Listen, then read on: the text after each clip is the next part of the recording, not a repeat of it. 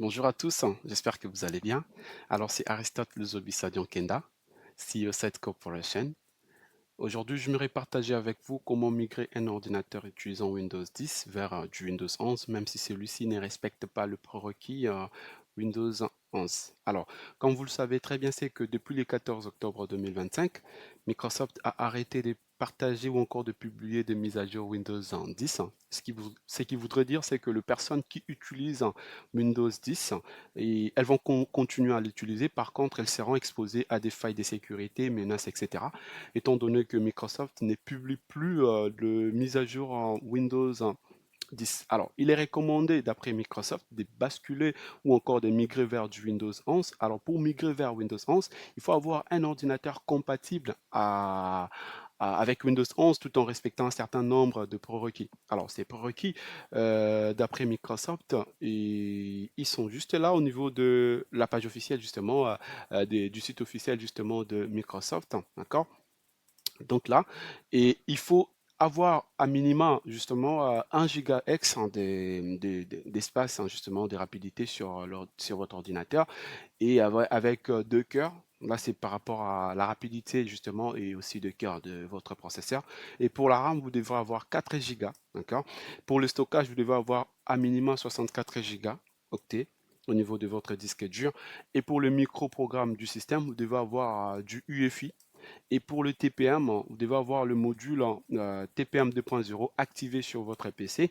Et pour la carte graphique, vous devez avoir soit du Direct 12 ou encore du pilote WDDM 2.0. Alors pour l'affichage, vous devez avoir 720 pixels. Alors, pour avoir un cœur net afin de savoir si votre ordinateur respecte justement ces différents prérequis, il va falloir télécharger un petit programme qui s'appelle PC ILF Check, PC ILF Check, qui est mise à disposition depuis le site officiel de Microsoft.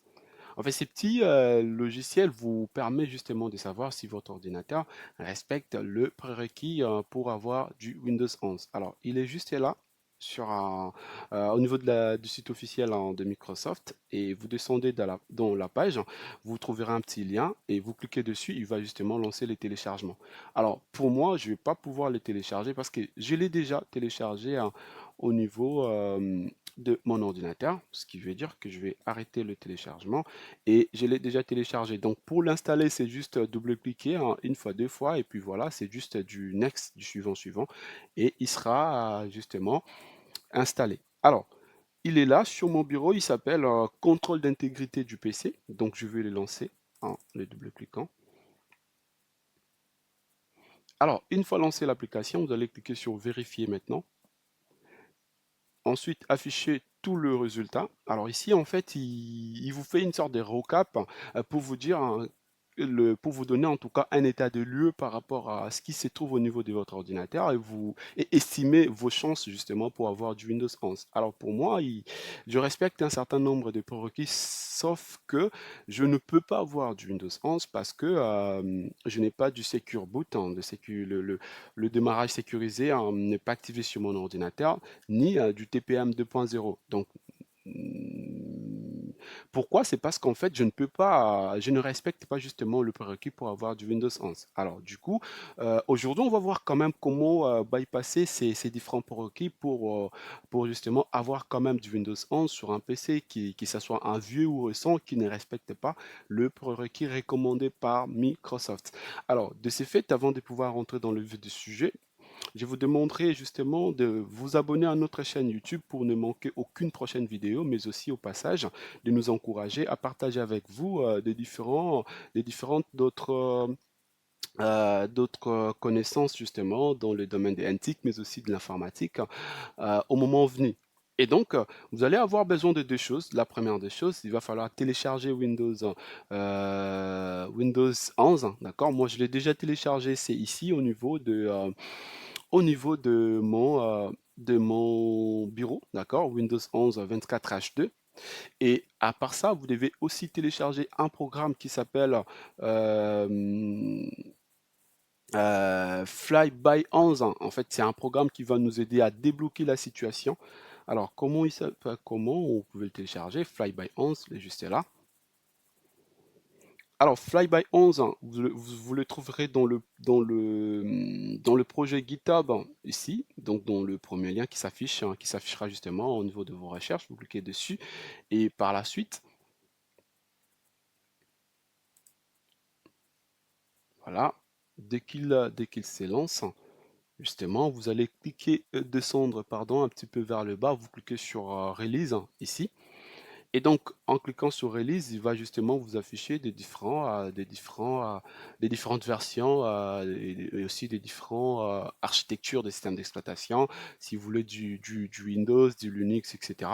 Alors, vous aurez besoin en fait des Flyby 11 3.0 pour Windows 10, pour la migration Windows 10 vers Windows 11. Donc, pour le télécharger, vous cliquez une fois ici et il va devoir lancer les téléchargements. Encore une fois, je l'ai déjà téléchargé moi, c'est dans mon bureau, ici, voilà. Donc, une fois téléchargé, il va venir en format zippé. Vous les dézippez et par la suite, vous aurez ces dossiers.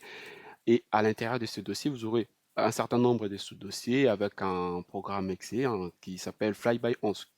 Alors, comment il fonctionne? En fait, Flyby 11, c'est justement un programme qui est un petit peu malin, qui permet à l'ordinateur, en fait, qui impose à l'ordinateur d'installer Windows 11 tout en lui disant que voilà, tu dois fermer les yeux sur tout ce qui est vérification des programmes de modules 2.0, de Secure Boot pour le démarrage sécurisé, etc. Et donc l'ordinateur, lui, il va croire, c'est comme s'il était en train d'installer justement Windows Server alors qu'il est en train d'installer Windows 11. Alors, pour le faire, justement, vous devez lancer ce programme Flyby 11, d'accord? Voilà. Et donc, comme je vous le dis, primo, il faut télécharger Flyby 11, mais aussi un Windows 11, d'accord?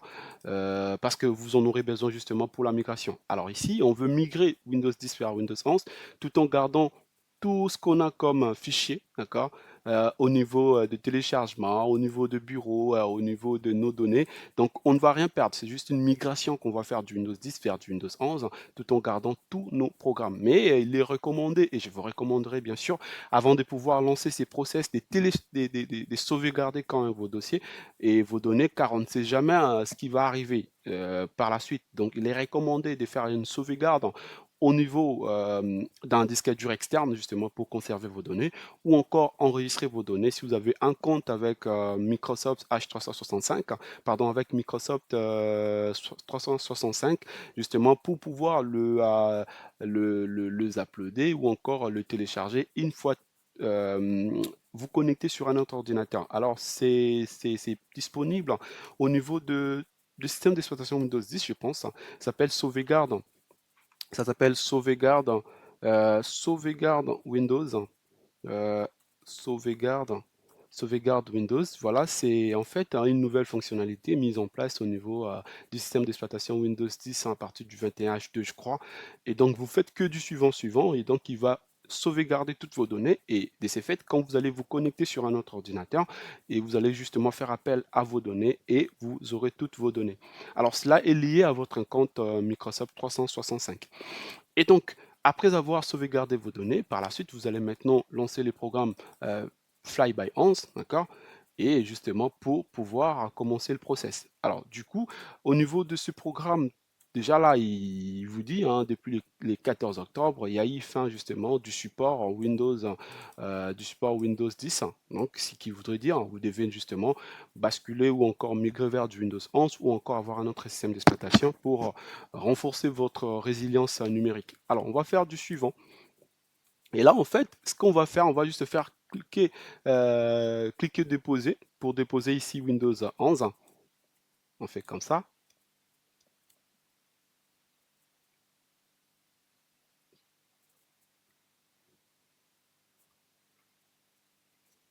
Voilà, là, il nous lance un assistant PowerShell pour nous dire, hein, voilà, si vraiment on veut lancer le process, justement, on va dire oui. Et là, il nous dit, en fait, l'installation de Windows 11 peut maintenant commencer. Alors, veuillez à suivre les instructions dans la fenêtre d'installation. J'ai fait OK. Alors ici, ce que je veux faire en fait, il va me lancer un utilitaire derrière justement pour me dire, veuillez suivre justement les instructions pour pouvoir installer Windows 11. Alors comme je vous l'avais dit en fait, le projet Flyby 11 est un petit peu malin parce que voilà, il fait croire à l'ordinateur comme s'il était en train d'installer Windows Server alors que c'est du Windows 11 qui s'installe derrière. Alors pourquoi il fait croire à l'ordinateur que voilà, il installe Windows Server? Parce qu'en fait, lors de l'installation de Windows Server, ce qui se passe, c'est que l'installation ne tient pas compte de vérification de tous les prérequis en fait qu'on a vu au niveau du site Microsoft. Donc, d'où la raison pour laquelle l'ordinateur ne saura pas que voilà, il est en train d'installer Windows 11. Alors, du coup, en fait, ce qu'il faut faire ici, c'est juste du suivant.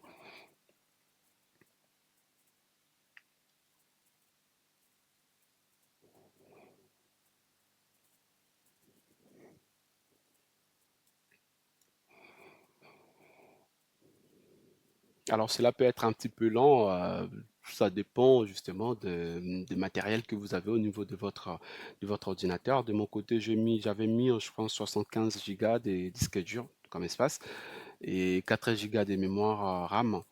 Donc voilà. Donc si vous avez un ordinateur encore beaucoup plus performant, toutes ces vérifs, et aussi l'installation, vont aller vite.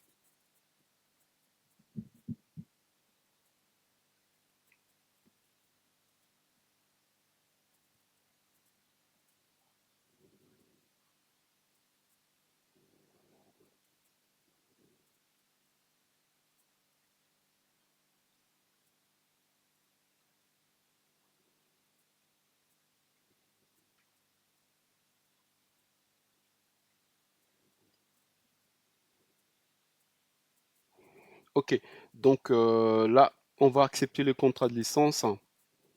Et là, il nous propose en fait des choix, comme je vous l'avais dit, donc l'idée en fait c'est vraiment d'installer, de migrer vers du Windows 11 tout en conservant tous nos programmes, toutes nos applications, etc., mais aussi nos données.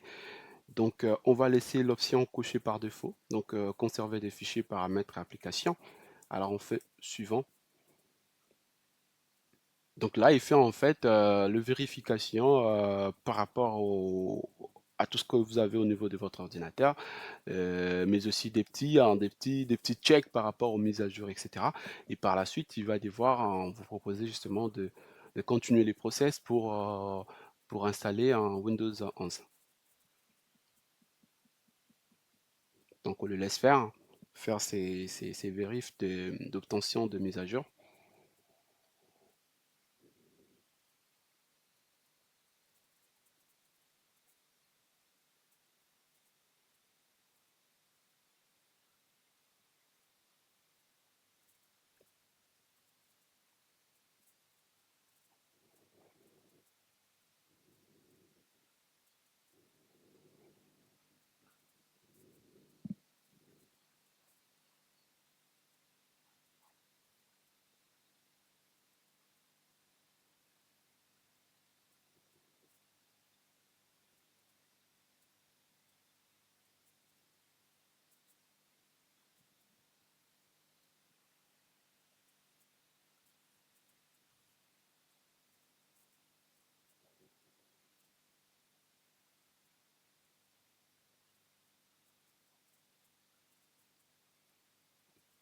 Et donc là, on va le laisser en fait continuer à télécharger des mises à jour. Je vais devoir couper la vidéo et vous répondre juste après.